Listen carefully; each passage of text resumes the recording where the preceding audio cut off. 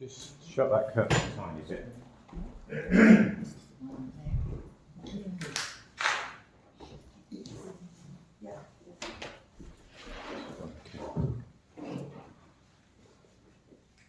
Yes, right, okay. So last week I did a little bit of work on this one. So I'm pretty much there on that now. I don't think I would do any more, so I thought I'd just show you the end product, as it were. I quite like the idea of just keeping it a little bit simple. I could possibly put a little, actually probably the candlesticks would be quite nice to put those in. But I don't think I'd want to put the cupboards in. I quite like just having that section. Yeah, so but fairly happy with that. Right, so I thought this week I would do something with people in and perhaps make it more of a sort of sketching type demo. So this photograph I took in a gallery stroke museum in Bath years ago. I can't remember what the gallery is called, but I just quite like the way they've got the pictures and these musical instruments in it. I just quite like that as a composition. So with sketching, I tend to start out with either, it could be a pencil or a pen. Just trying to find my range of pens here. So for my very quick sketching, as you know, I quite often use these pens, these felt pens, and I use them with a fine liner, so either a black one or a pale grey one. So this was, that's like a couple of sketches I did on the tube over the last couple of days, that sort of thing.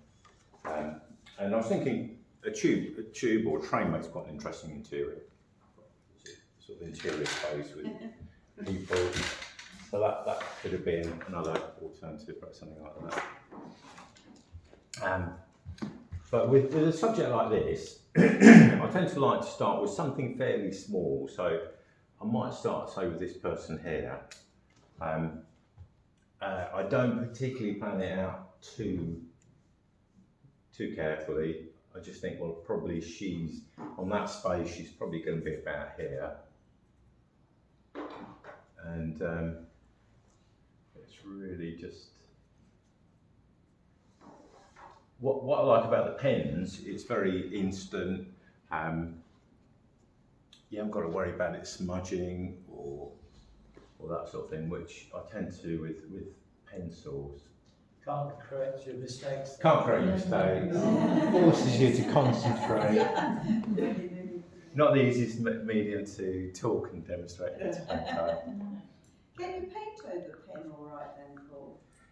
You can. Well, some people do this kind of thing called line and wash, which isn't my cup of tea really. No. It's pen and then some colour. I find it a little bit illustrational.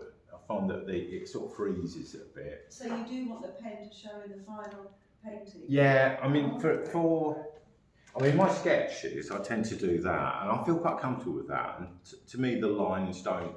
You've got a little bit of tone and a little bit of line, but as soon as the colour goes on, I don't like it so much. So I don't tend to do too much of that. Or I use this very pale grey, which I'll do a little bit of that, which I experimented a little bit with yesterday actually. So these sketches, I just used the very pale grey, and I was thinking, well, if I did want to put colour, those lines aren't going to be too dominant. So, but I quite like just line and tone myself. I quite like just a tone. For me, that's quite nice. Sometimes you start putting the colour on, it gets a little bit overpowering. Yeah, it's a way of working tonally that I quite enjoy. So I probably would work that person in and then think, well, this person is, I think I must have been sitting down or crouching when I took this photo, because there's a little bit of variation in the head height. So or maybe they're just a bit taller. So there. So it's looking at how much space between. I'm a little bit too close there. And I do tend to sort of sketch quite quickly. So sometimes I lose a bit of accuracy, but then I think you get a more fluid look to it sometimes doing that. I also find this really good practice for painting quickly and trying to paint people quickly, which I do try to do.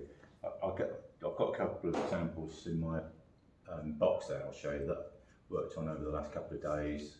sort of painting up in Chelsea, and then yesterday sort of near Blackfriars. And then got another person here.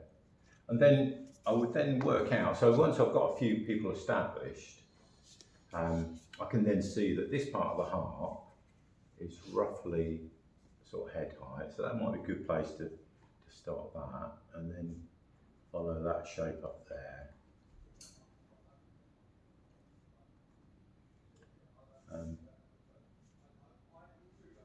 Years ago I always used to like David Hockney's sort of line drawings, and they were just done in this manner where he just got the pen out and he just really focused and concentrated, and it is quite hard, but it's quite a nice discipline, and once you get into it you do learn to just really concentrate. And things can go wrong, and you just have to live with the mistakes in the book. And sometimes people don't necessarily see them. You get most of it right.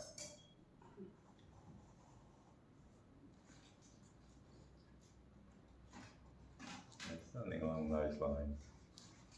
Something with the heart, and then I can then carry on. I'm not sure what that is. I'll probably ignore that, whatever that is. But I think it's a harpsichord, this one. So again, I can look at where the top of that is in relation to the people. So it's coming in about there, and the foot's going to be down here. But it would be really just kind of follow the shape. I don't want to come too deep here, so I think it's about there. That's going off at that angle. And a little bit wide at the front. And sort of shape.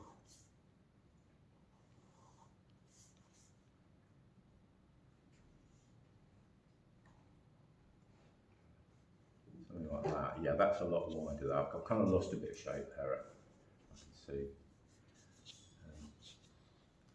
Yeah, and then I would either use, these pens, which is nice and quick, so I can just sort of very quickly, and to me this is tons quicker than using the pencil.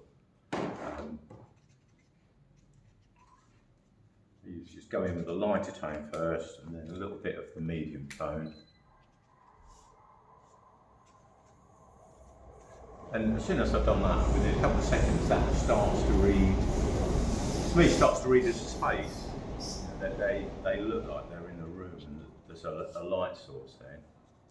A bit of shadow or reflections on the floor. And I think the sketches can be a bit more abstracted than a painting, and sometimes that little bit of lack of information, your mind fills in the gaps, really. So it's something that I very much enjoy doing, and I quite enjoy the outcomes at the end. Quite often I prefer my sketches than I do my paintings sometimes. I'm happy with them. Yeah, same sort of thing here. She's a little bit darker. These aren't great for big areas. That's the only downside, because you just start to see the marks, the pen marks then. So that's probably where watercolour is better. And then you can just go in really dark for any, just really. But I find three pens, I can stand there with a sketchbook, 3 or 4 pens, and I can hold my sketchbook in one hand and sketch, that was a compositional sketch yesterday from somewhere I was thinking to paint, and then I then painted a very similar sort of view to that. But it's very easy to just kind of stand there and hold all your kit and sketch. That's quite like. And then the other option is to get out some watercolours, a little watercolour box, and obviously take some water or something along those lines, and a slightly bigger brush.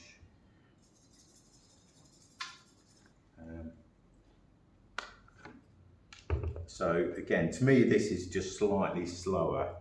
I do keep going back to the watercolours to see if I can make use of them, but it does slow things down a little bit, and it also means carrying water or brushes with.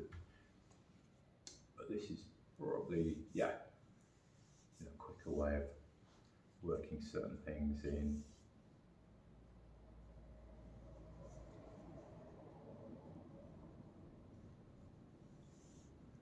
So yeah, another sort of nice kind of quick sketching medium that you could go. And I had a couple of people coming out with me this afternoon, and I've actually got quite a lot of people planned for the paper mill lock trip next Friday. So I just thought it might be a good time to introduce some of these sort of sketching mediums that are a bit lighter to carry around. This wants to be a bit redder, really. Something a little bit like that. But yeah, the watercolours are definitely a quicker medium than oil paints, I find, for outdoor studies. I just like the look of the oil paints once they're done, but this is a medium that's nice and quick to use. So, okay, hopefully a bit of inspiration.